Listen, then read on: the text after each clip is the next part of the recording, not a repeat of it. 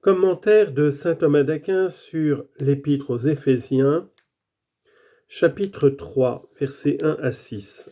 Leçon première, sommaire. Saint Paul, après le récit de sa patience et des tribulations qu'il a souffertes, rappelle les bienfaits particuliers qu'il a reçus de Dieu. Versets 1 à 6 de ce chapitre 3 de l'Épître aux Éphésiens. C'est pour ce sujet que moi, Paul, je suis prisonnier du Christ Jésus pour vous autres gentils.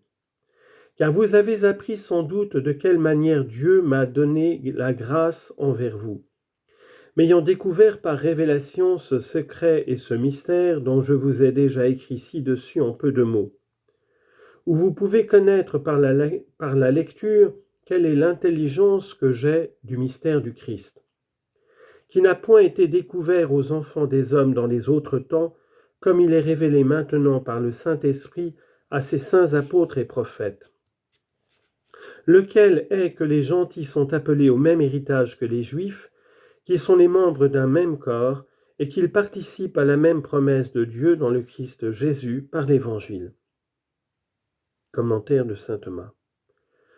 L'apôtre, dans ce qui précède, a rappelé un grand nombre de bienfaits de Dieu accordés au genre humain et aux apôtres. Il rappelle ici les bienfaits particuliers que Dieu lui a accordés à lui-même. Il expose donc d'abord d'une manière générale ce qu'il veut établir, puis en particulier et par partie, en disant à partir du verset 1, « C'est pour ce sujet que moi, Paul ».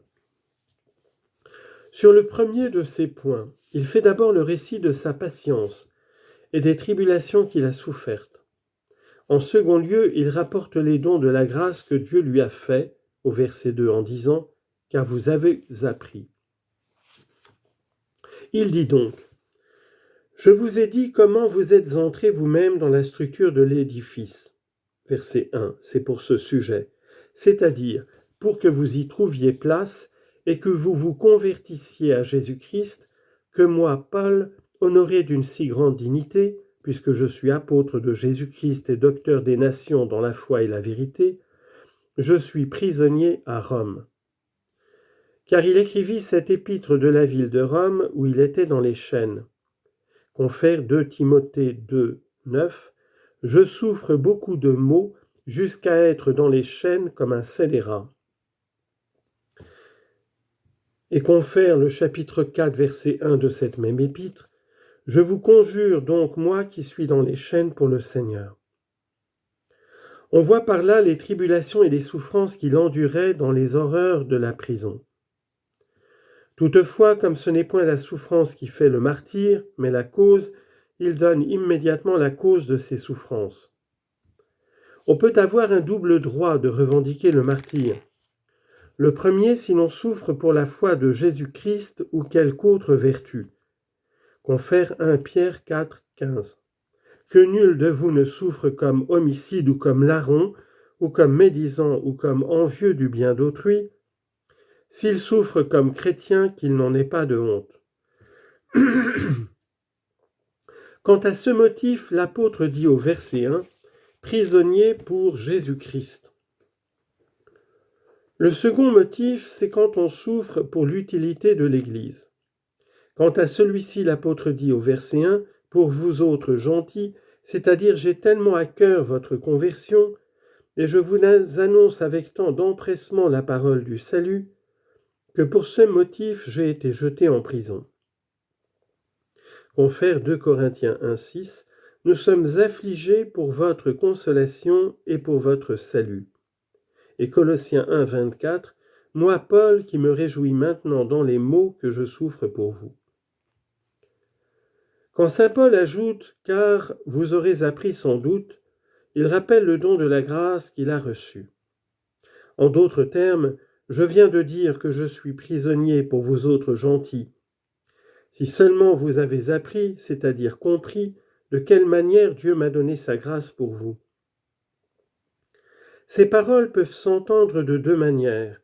D'abord en prenant l'expression « dispensation » dans le sens passif, en sorte qu'on dise « si cependant vous avez appris la dispensation de la grâce », c'est-à-dire si vous avez compris que le don, à savoir celui de l'apostolat des gentils, m'a été confié. Car ainsi qu'il est dit plus loin, chapitre 4, verset 7, la grâce a été donnée à chacun de nous selon la mesure du don de Jésus-Christ. Ou encore plus loin, chapitre 4, verset 11, lui-même donc en a établi quelques-uns pour être apôtres, d'autres prophètes. C'est ainsi que ce pouvoir m'a été confié par Jésus-Christ, c'est-à-dire que cette grâce de Dieu m'est échue en partage, afin que je partage des fruits parmi vous. Confère Colossiens 1, 25, j'ai été établi ministre de l'Église selon la charge que Dieu m'a donnée pour l'exercer envers vous. Je dis la dispensation de Dieu qui m'a été confiée pour vous, c'est-à-dire la dispensation des grâces m'a été donnée. Cette expression dispensation peut être prise dans le sens actif. Voici le sens. Si cependant vous avez su que la dispensation, c'est-à-dire si vous avez compris qu'il m'a été donné de dispenser les dons de la grâce par la communication des sacrements, et cela parmi vous. Confère 1 Corinthiens 4, 1, que les hommes nous considèrent comme les ministres de Jésus-Christ et les dispensateurs des mystères de Dieu.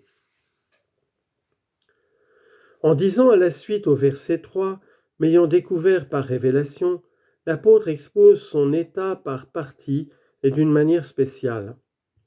Il expose ce qui appartient à la dignité de son ministère, à savoir la disposition de la grâce, à sa patience, c'est-à-dire à porter la tribulation.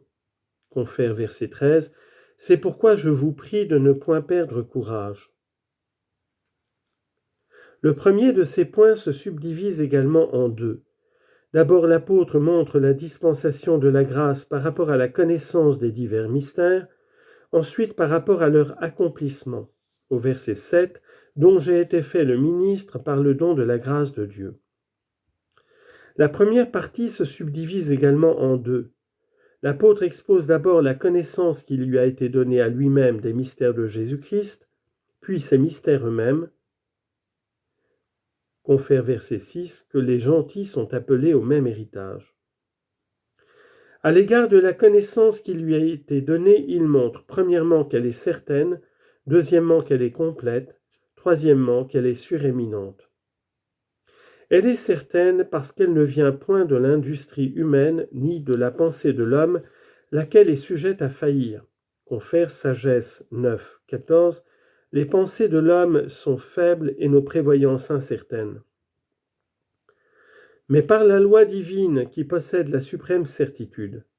C'est pourquoi il dit au verset 3, « M'ayant découvert par révélation ce mystère. » Confère Galates 1, 12, « Je ne l'ai point reçu ni appris d'aucun homme, mais par la révélation de Jésus-Christ. » Confère 2 Corinthiens 3, 18, « Ainsi nous tous, n'ayant point de voile qui nous couvre le visage, et contemplant la gloire du Seigneur. » Elle est complète.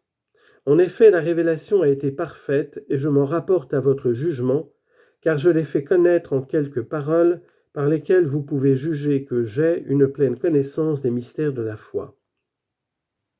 Quant à ceci, l'apôtre dit au verset 3, « dont je vous ai écrit ci-dessus d'une manière abrégée, c'est-à-dire en peu de paroles, mais tellement claire que, verset 4, vous pourrez facilement comprendre rien que par la lecture. » Confère Cantique des Cantiques, chapitre 4, verset 11, « Vos livres sont un rayon d'où distille le miel. » La parole est quelque chose de fugitif.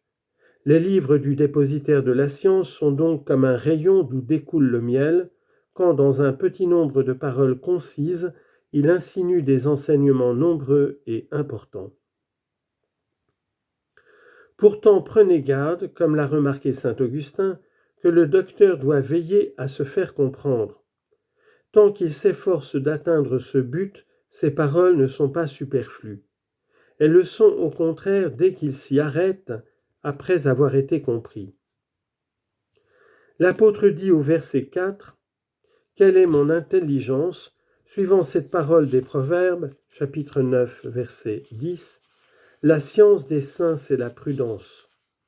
Non pas la prudence du monde, mais une prudence divine et céleste. » C'est ce qui lui fait dire au verset 4 du mystère de Jésus-Christ.